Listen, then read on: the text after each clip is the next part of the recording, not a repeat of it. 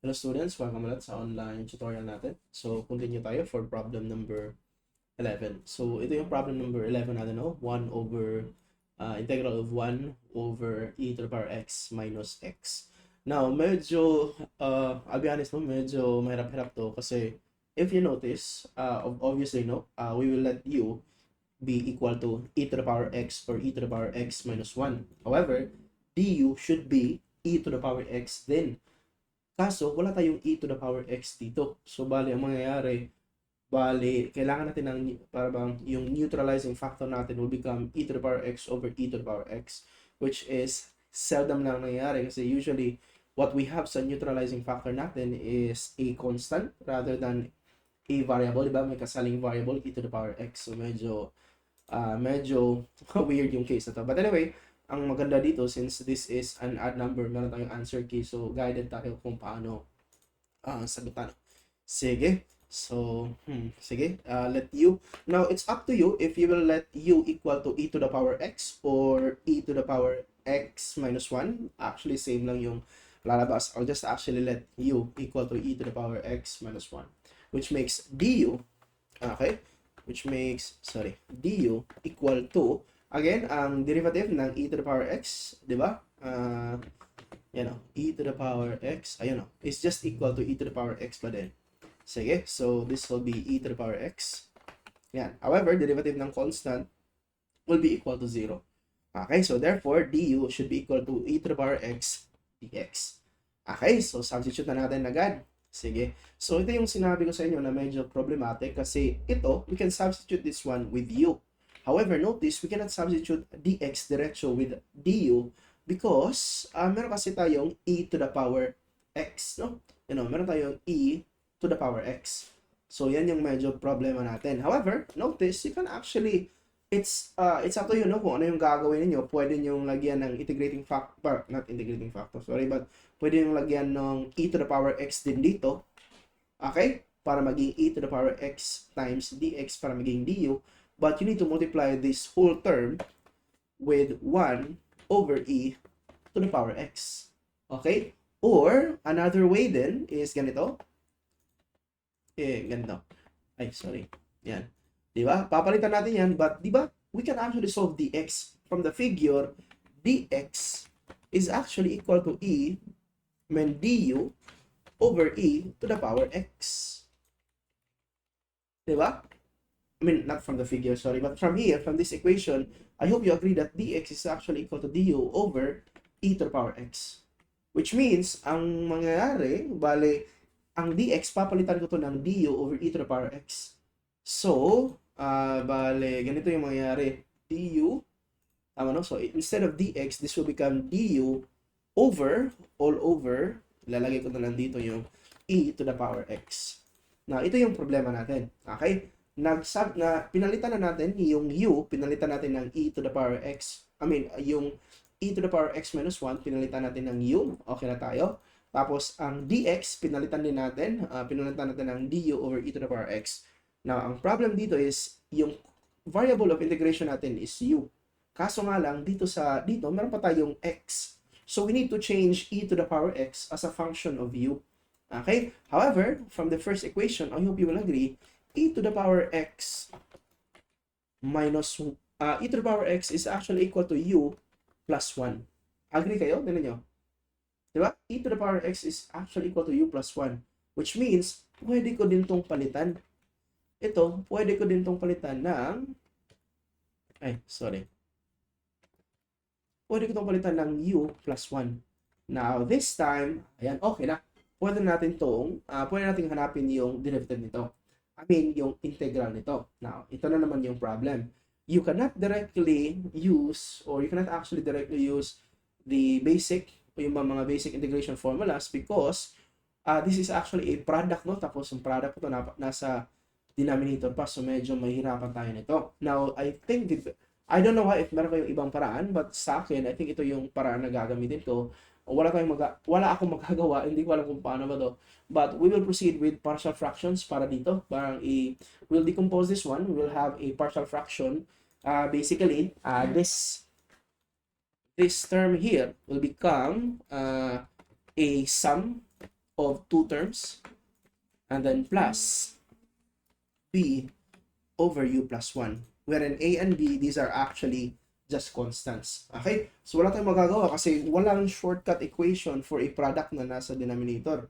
However, if gagawin natin to, meron tayong derivative ng constant over u, that's actually ln u.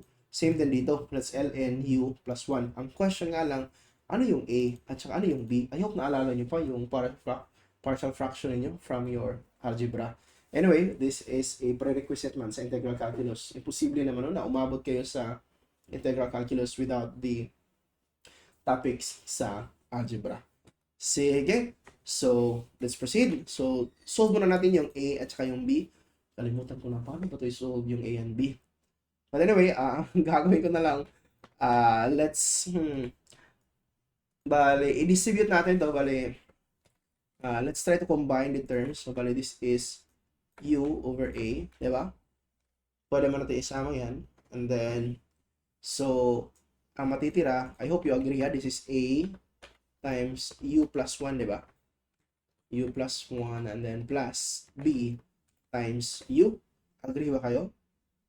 Okay, I hope naalala nyo pa yung, nakalimutan ko lang yung tamang term dito.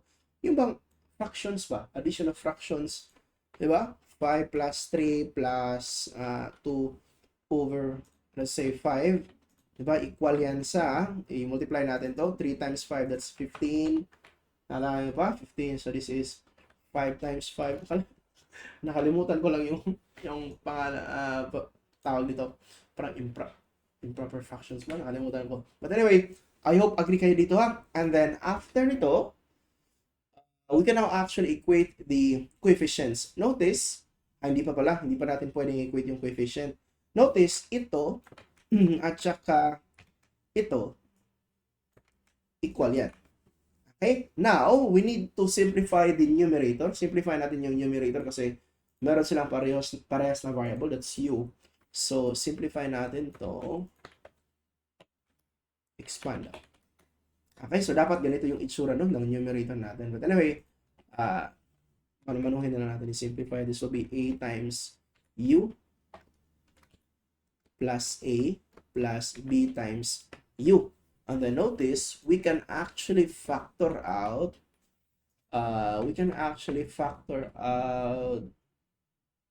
u, di ba? And then, ang common niya is a plus b. So, this will become, dito ko nang ilalagay. So, this will become a plus b times u plus a. Tama ba? Tama. Okay. Which means, ito na yung bagong numerator natin. Which means, if kukunin ko to, so meaning, ito pala yung bagong numerator natin. Yan. Okay. And then, after nyan, notice, pwede natin itong i-cancel out. Ito. Pwede natin i-cancel out yung denominator kasi parehas man lang. And then, we'll just equate the numerator. Okay? So, equating the numerator, pwede kong sabihin dito na a plus b must be equal to 1. Now, this time, we can equate the coefficients and the constants. Notice, in the left part of the equation, the constant is only letter A. Okay? Ito kasing A plus B, although this is constant, but may kasala kasi siyang variable. So, bali, this is actually a coefficient. No? This A plus B is a coefficient of U, while A alone is constant. Now, sa kabilang side ng equation, ang constant natin is 1, which means, pwede natin sabihin na A must be equal to 1. Okay? And then next, ano yung coefficient ng U? Ang coefficient ng U sa left side of the equation is A plus B. While the coefficient of U here sa right side is wala. Actually, meron, but 0. Para tong ganito, no? Plus, meron ng U dyan, but 0 to. 0. Okay? 0 times U plus 1. Okay? Ang mangyayari, bale, A plus B should be equal to 0. Parang ganyan yung idea, no? Sa partial fraction natin. Okay? Meaning, tatanggalin ko lang to ha. Meaning, alam na natin, if A is equal to 1, then B should be equal to negative 1. Diba? Dapat ang B should be equal to negative 1. Anyway, once meron tayo dyan, then, meron tayong value ng A and B, then we can actually say, no, that this one here, okay, if A is negative 1, so pwede natin sabihin ito, this is actually equal to 1 over U minus, kasi b is negative, minus 1 over u plus 1. Okay, so I hope okay tayo ha. Meaning, ito na yung bago. Instead of this one, di ba? Instead of this one, which is actually very difficult no, to solve, or we cannot, not very difficult, but rather, which is, we cannot apply no, the integration formulas directly, we'll be solving this one na lang. So, equal lang sila. Okay? And then, ito, mas madali na itong isolve. Now, as I proved no, na equal, you can actually use your calculator and then you can subtract both. Just assume any value of u. And then you will notice the answer should be equal to 0. Kasi equal man sila. But again, anyway, meron naman tayong proof para dito. Sige, so solve natin yung integral nito. So, integral of 1 over u, I think 1 over u is, or 1 over x, ln du man ang, di ba tama? Du. 1 over u du, or 1 over x dx, that's actually ln x. So, lalagay ko na lang dito. That will be ln x. Okay, sorry. ln u pala, kasi u yan. And then, minus, ito din. Integral of 1 over u plus 1. Actually, this is just integral of, parehas lang yan. But this time, bale, this will be ln u plus 1. No? Ito, at saka ito, parehas lang yan. Except, yung nasa loob is u plus 1 nga lang. Okay na? I hope na, ito. Eps. Asan yan? Ito. Ito pala. Yan. Okay? So, baka magtaka ko, sir, paano yan, sir? Hindi yan ln u, that's ln, ano yan? Sir, that is actually ln u plus 1, hindi yan that's 1 over u plus 1 and not 1 over u. Actually, parehas lang yan. Ang mangyayari, bale, ganito yung mangyayari. If ever, hindi kayo sure, no? Kung tama ba? Ang mangyayari kasi u plus 1 man yan, no? So, baka isipin nyo, sir, hindi natin pwedeng gamitin diretso yung itong third equation kasi u plus 1 man yan, hindi yan u alone. So, actually, pwede natin gamitin. But, kung gusto nyo makita, you can actually use substitution din. But matagal na. You can let z is equal to u plus 1. Okay? And then, dz will then be equal to derivative of u is actually just equal to 1. So, that's 1 du lang. Okay? Which means, magbabago to, this will become 1 over z dz. Okay? Wherein the derivative of 1 over, wherein the integral of 1 over z dz is actually just equal to ln z. So, ano yung z? Z is actually u plus 1. Kaya parehas lang yan ha. So, meaning, ang integral nito ng 1 over u plus 1 is just equal to ln u plus 1. Okay, and then I think that's it. Plus c, huwag natin kalimutan yung plus c. Now, again, medyo mataas na, no, ang equation. However, we are still not in the final form kasi our original variable is x. So, we need to substitute u with ex plus 1. So, lipat natin to dito. Eps. Ito, palitan natin to. Ex. Ay, sorry. Plus 1 ba yun or minus 1? Minus 1 pala, ex. Minus 1. Yan. And then, ito din. Minus 1. Okay, and then, simplify tayo. So, simplify nito. Okay, so notice, this is minus 1 plus 1. So, this will become 0. So, open lang natin. So, magiging makancel ito kasi negative 1 plus 1 is 0. And then again, ln e to the power x is just equal to x ha. I hope naalala niyo pa to sa, I believe this topic is sa algebra, yung mga exponents pa ln. So, bali yung final answer natin will be minus, papalitan ko to ng x kasi ln e to the power of a certain number is just equal to the number itself, no? So, ang ganap, kahit ano pa yan, ln e to the power, kung ano pa yan, that's actually just equal to this one. That's property of logarithmic functions. I hope naalala niyo pa from your algebra. Ito yung problem, no? Kasi although the subject is trigonometry, you will notice sooner that the other subjects are actually important. Algebra, although the subject is integral calculus, although the subject is integral calculus, you will notice how the other subjects will be very important, like trigonometry, algebra, geometry, analytic geometry, especially sa mga succeeding problems and chapters. So, I suggest if ever gusto nyo talagang mas matuto ba or mas mabilisang maintindihan yung mga topics dito, it's best to review the other subjects, especially sa mga properties, no? Mga shortcuts pag simplify.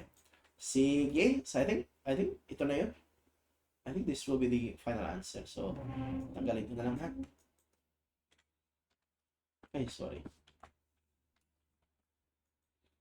Okay, check na natin kung same ba sa answer key natin. Anong number ito? Number 11, no? ln e to the power x minus 1. Tama, same lang. Sige, so same pa din. If you have any questions or clarifications, comment lang sa ibaba. And see you sa next problem natin. I believe that's problem number... Sige.